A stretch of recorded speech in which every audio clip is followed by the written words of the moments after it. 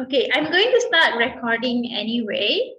And later on, if those other students come in and they can take their time to just come in later.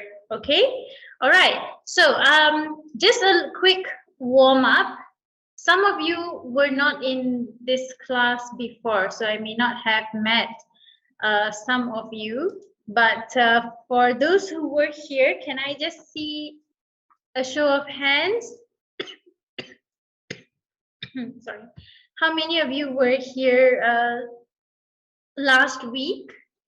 I know Fatima is here. I can recognize her voice. What about the others? Oh, Riazul, you like my background. Okay, thank you. That's actually a Zoom background, not exactly mine.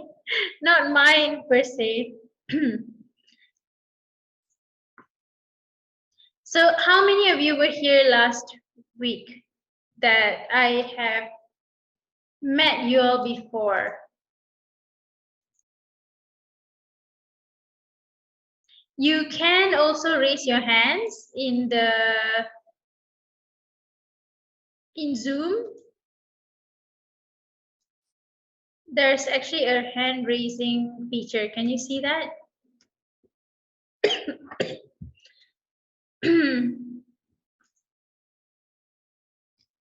Okay, so I'm going to get started anyway. I think more of you are in by now. All right, so I hope you all can hear me. In case the line gets bad, you just let me know and we can just give it a few seconds for it to catch up with us.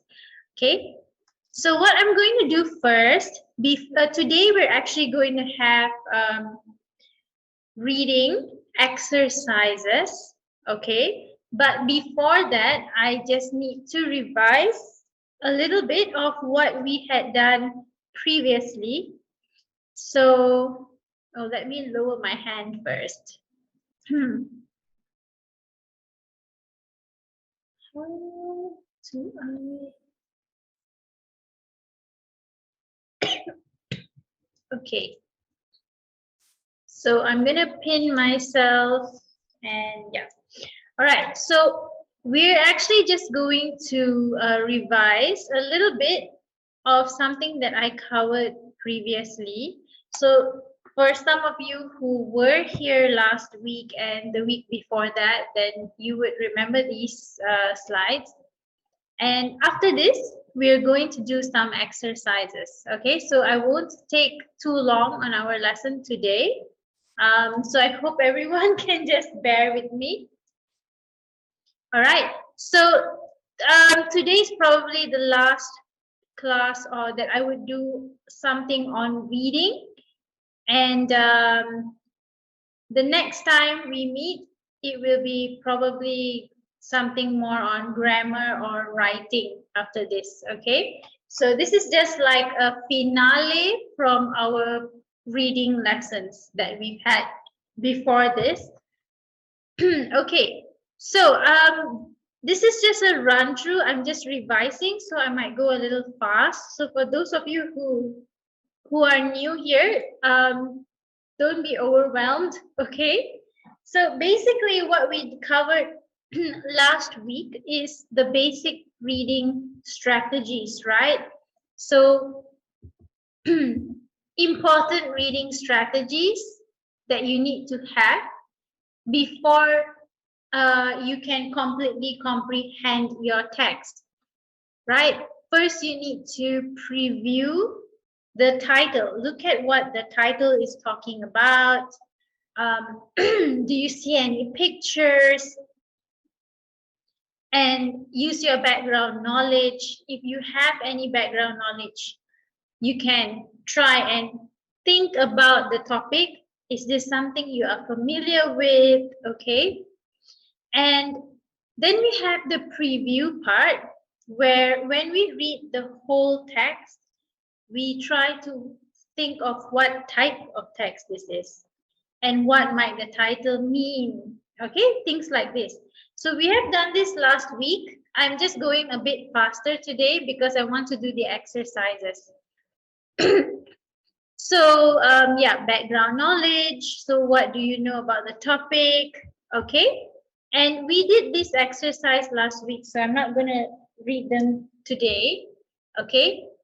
Now, this is something I want to highlight. When you are in the midst of reading, you need to have first skim through the whole text to look for main ideas. And we're going to do a practice on this afterwards. Okay. You scan if you're looking for specific information. And inferencing is for you to sort of draw a conclusion on what is actually going on. Some things are not directly mentioned by the author that you need to sort of figure it out on your own, that sort of thing. Okay. Of course, if you can check vocabulary, if it's possible, that would be good. But otherwise, you can use contextual clues. And also other clues are like some details like the strong language or maybe word choice that also kind of gives the tone to the text.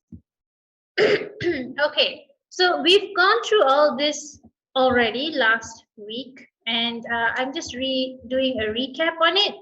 I think you sort of have an idea, right? These are the exercises we have done.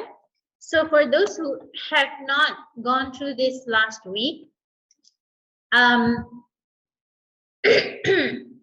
you can just let me know and I will just reshare them again in the groups. All right. Yeah. Summarizing and deciding, yeah, summarizing as well. Now, these are some important things that we need, that I'm just highlighting for us. The purpose, always try to identify what is the purpose of the text. What is the message that the author is trying to tell you? The intention, okay, the intention of the author. Is it to entertain you, to make you laugh, to amuse you, or is it just information? Or is he like defining something or exemplifying or describing or discussing or maybe arguing like a debate, okay, or explaining something? So there's so many different kinds of purposes that people write texts to convey meaning to you, right? So you need to always remember to think about what is the purpose of the text first. Okay, so we're gonna do some exercises from here. But before I start the exercise, I want to check if you have any questions. If anyone has any questions and stuff like that. No, miss, no questions. No questions? Okay, good. No, miss. All right. Okay, well done. So in that case, let me share a new thing. Okay, a new screen. Okay, you should be able to see this now. So yeah. Okay. So this is just I've chosen very light-hearted text because I know it's at night and everyone's tired. So if you read a really boring article, we're all going to sleep. Okay. So this is a short text. You can see this one is about sharks. Okay. Now, the first thing you need to do when you're reading, remember what were the stages in a reading strategy? First thing you need to do is look at the title, right? So the title says sharks. So without reading the whole thing yet, what do you think the whole text is going to be about? Try not to read it. Try to cover it first and like see if you can tell me what do you think the whole text would be about. Anyone? You can share in the chat also. I think it's quite obvious, right? If the title says sharks, then it's quite obvious that it's about the animal sharks. So what do you think is the purpose of this text? I'm not going to show you the questions or answers, but I want you to try and give me some discussion answers. So our class today is more discussion based. So can anyone try to share? Maybe, let's see, we've got Dilruba. Would you like to try? What do you think this text is meant to do, the purpose? We have several purposes. I can reshare the slide. Okay, so if you look at the purposes here, so if the text is about sharks, definitely it's not to entertain or maybe to inform, maybe to define, maybe to exemplify, maybe, but most probably it's to inform, right? Okay, so we can see that the title itself, sharks, and by reading the first paragraph that says, I'll make it bigger. Okay, the first paragraph goes, sharks are one of the sea's most famous predators, but there are some facts that might surprise you. So just by the word facts, right? If you see just the word facts here, that itself is an obvious clue that this text is meant to inform you. It's just giving you knowledge, information, right? Okay. Is there any volunteer who could read the second paragraph for us? What about Mr. Fahim? Do you think you could read for us? Just the second paragraph.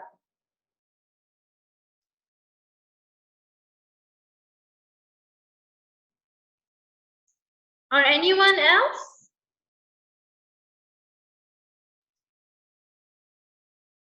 No, all are so shy.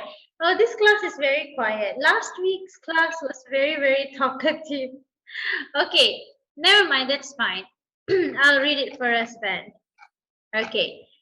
Yeah, and I still see a few more people are still coming in. Yeah, okay. Some of you don't seem to have mics on. Yes, hello, Salahuddin. Okay, nice. All right, so that's okay. That's all right. Now, the second thing we need to do is we can look at the second paragraph. We know that the first paragraph here is the introduction, right? So we know that the second paragraph is actually the body or the content of the paragraph. Okay, so if we look at this whole paragraph here, it says sharks are the top carnivores, in bracket meat eaters, of the ocean and the top of the food chain, eating other fish, dolphins, seals, and would you believe it, seagulls. They have the most powerful jaws of any animal and hundreds of teeth that even replace themselves if they fall out. Now, there are only two sentences here because I deliberately chose a simple text, a short text, but can you tell me, you can also type it in the chat, okay?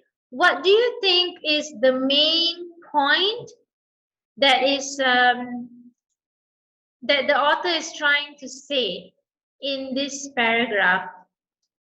Like in the whole thing, after reading the whole thing, what do you think is the main point that he's trying to say? Any ideas? Anyone? Any volunteers to share that? So we can look at this point again. I want you to try to identify what is the main idea or maybe like a category that the author is trying to give. Okay, so we have here sharks are the top carnivores. So this must be an important point, right? Top carnivores. They are meat eaters. And the top of the food chain, eating other fish, dolphins, seals. So they basically eat everything else, even seagulls. And they have the most powerful jaws of any animal and hundreds of teeth. So they have the most powerful jaws and hundreds of teeth that even replace themselves if they fall out. So their teeth are replaceable or something, like they grow back. Okay, so I suppose the main points that you can see here are the facts that sharks are top carnivores and they have very powerful jaws. Also, maybe the part of their teeth can replace themselves. That's also, I guess, an additional fact there, right? So the additional details, if you notice, would be the other things like what they actually eat, eating other fish, dolphins, seals. Those are all examples. But when it's already mentioned that they are top carnivores, you already know that's the main point. It's talking about their food. So if you noticed, this paragraph is actually talking about their diet, as in what they eat, right? What they eat. And also because there is like the teeth, so probably how they are eating it. Oops. Oh, hold on. It just was too big. So it's mainly about their diet and yeah, what they eat and how they eat, which is actually the teeth, right? That is actually what this paragraph is talking about. So this is how you identify your main ideas in your text. Okay, now let's look at the second one. Okay, this is the second one after the body paragraph, but technically this is a short text, so I guess this is our last paragraph. Okay, so if you look at this, it says, strangely enough, not all of them attack people. Often it is the biggest ones that are the most harmless. The whale shark is the biggest of them all. It eats plankton and small fish and shrimps, but it measures nearly 14 meters. That's about the length of 1.5 double-decker buses. Yeah. So have you guys been on a double-decker bus? There aren't many double-decker buses here in my town. Not that popular. There are a lot in the city though, but I'm not sure what it's like over there for you guys. I think you all come from different cities as well, right? Anyone been on a double-decker bus? You could just raise your hand. Okay, right. Haha, Riazul has been on a double decker. Okay, nice. All right, thank you for responding. Okay, so you see, it's showing here. What do you think is the point emphasized in this last paragraph?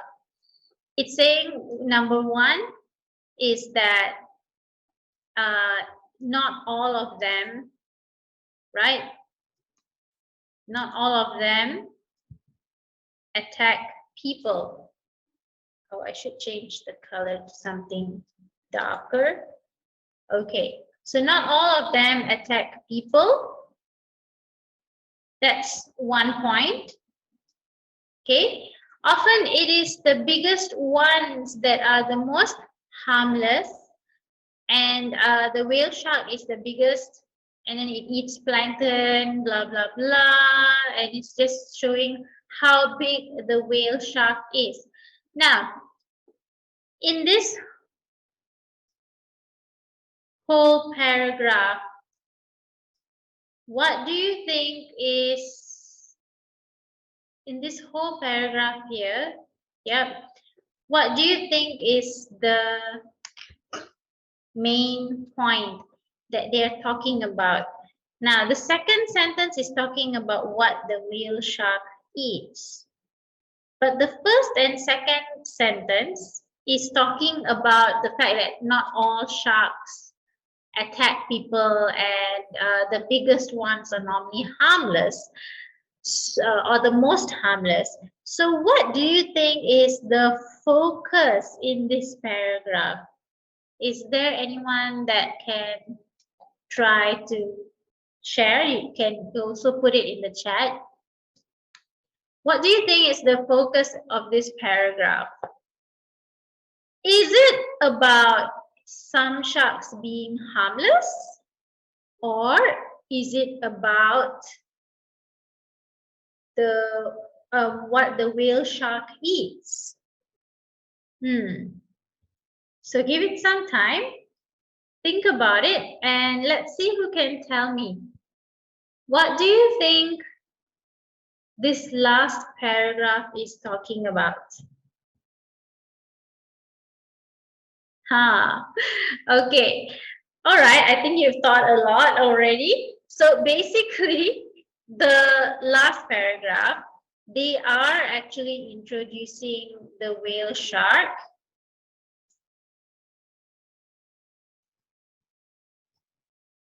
Okay. And they are just telling that the whale shark is very big, and it's also one of the most harmless ones. And then also a little bit about its diet, but just mainly that it eats smaller fish, so it doesn't really go chasing people, I guess, and bigger animals, I suppose. Okay, so it's just giving an example of one kind of shark, which is the biggest shark of all of them, compared to the earlier paragraph, which sort of tells sharks in general. And then, of course, the first paragraph is more like an opening. And in the opening, it is kind of stressing that that sharks are predators. So it's more about focusing on how sharks are predators and sort of what they prey on, right? So when you read the text, you don't have to overwhelm yourself by reading the whole text one shot, and then you feel like it's a very difficult text. You should do things step by step and read them paragraph by paragraph. Then you will not find it as difficult. So if you follow this strategy often enough, you will be fine. You will be able to do your reading, and you just need to try and apply this method in much more difficult text. text that you would be reading, I'm sure, like your Shakespeare and literature, okay, all those things where it's much more heavier. Okay, so this one's just a simple one I chose so that we can cover it in a short period. Okay, but let's look at some comprehension questions. So I'm going to clear all these scribblings that I've got, and I'm going to move down to the comprehension part. Okay, and we'll look at some of the comprehension questions that we have here. So we have the first question. Okay, let's look at the decisions the author has made. Okay, number one, why did the author finish the first sentence with, "There are some facts that might surprise you," and add this quote? Can you see he has added the inverted comma afterwards? I remember doing a punctuation class with you, right? A lesson on punctuation some months ago. Okay, so can you see how when he adds here the first sentence with "there are some facts" and add this? Can you see? Oh, he's talking about the ellipsis. Ah, okay. All right. We've got about 10 minutes left, so we'll make the best of it and just answer the few comprehension questions we have, okay? So you can see the ellipsis here. Remember, I did this in a punctuation lesson with you guys, I think. Why do you think the author ends the sentence with an ellipsis? It's like dot, dot, dot. What is it trying to say? What is he trying to show by adding this ellipsis here? Any ideas? Anyone want to try and share? Maybe you have an idea. Okay, you can put it in the chat also, no worries. Right, so usually we add this ellipsis here sort of to show you that, you know, like to be continued, or like he's kind of building up the suspense for you. It's kind of an effect that he's giving, since over here in the beginning he's already started with a but, you know, but there are some facts that might surprise you, and then dot dot dot, which is actually an ellipsis. So he's just trying to create suspense for you. All right, so that's actually a good strategy on how to get your readers' attention, your audience's attention. All right, now let's look at number two. Why has the author put meat eaters in brackets? Okay, so you can see the sentence here, right? This one, carnivores, and then he put meat eaters in brackets, right? So what do you think this means?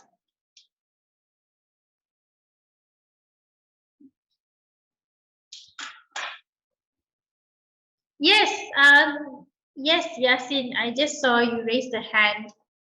Would you like to ask a question, or you? Ma'am, for better understanding, use meat eaters in the brackets. Yes, very good, very good. Thank you, Yasin. Thank you. So it's to give better understanding for this word, right? The word carnivores, which is, it might be a special terminology if the audience doesn't know. Like, you know, if we didn't learn science or something, then we might not know what carnivores are, or we might get confused. Is it carnivores? Is it herbivores? Is it omnivores? Which is which? So he gives the meaning of the word in bracket to help us as readers understand it better. Yes, very good answer. Now, the next one we have, why has the author used the phrase, would you believe it, when talking about sharks eating seagulls? So, if you look at sharks eating seagulls, isn't it kind of surprising because they are birds and sharks are like sea creatures? So the author is using this as a strategy to make his article interesting, right? It's just to create that sense of surprise. Okay. And the next one, why has the author used the double-decker bus example when talking about 14 meters? So why would he need to say that the shark is bigger than a double-decker bus, like bigger than a double-decker bus? How is it helping us to understand the size of the shark? Because if he says it measures 14 meters, we may not be able to imagine how far or how long is 14 meters. But when you say a bus, a double-decker bus, you can probably imagine the size of a bus.